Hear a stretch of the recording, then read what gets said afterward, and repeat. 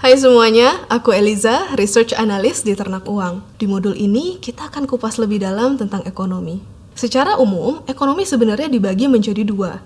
Yang pertama ada ekonomi mikro, dan yang kedua ekonomi makro.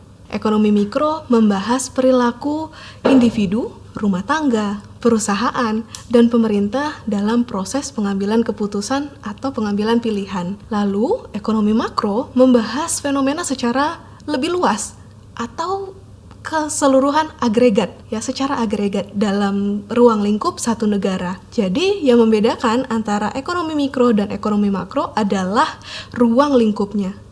Kalau ekonomi mikro hanya ruang lingkup kecil, yaitu berupa individu, rumah tangga, perusahaan, dan pemerintah.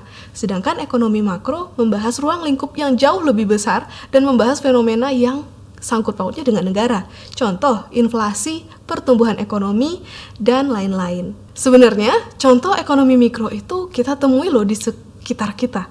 Apa aja sih contohnya?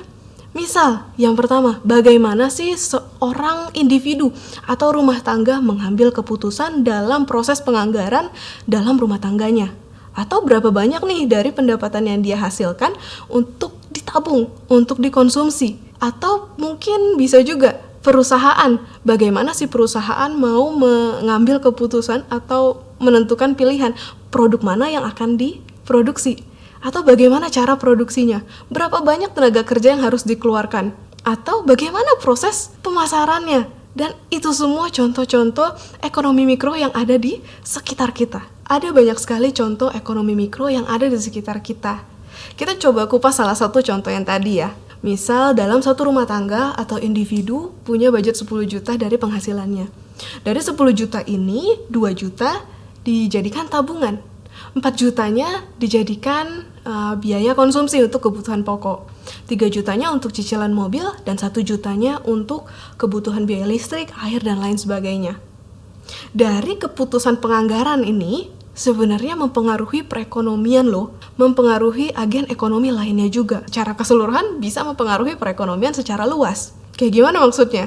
Misal, dari 2 juta tadi, dari 2 juta yang di tabungan tadi, bisa mempengaruhi proses multiplier effect atau pelipat gandaan keuangan. Dan setelah itu bisa mempengaruhi inflasi, bisa mempengaruhi GDP, dan lain sebagainya. Kemudian yang tadi 4 juta untuk kebutuhan pokok.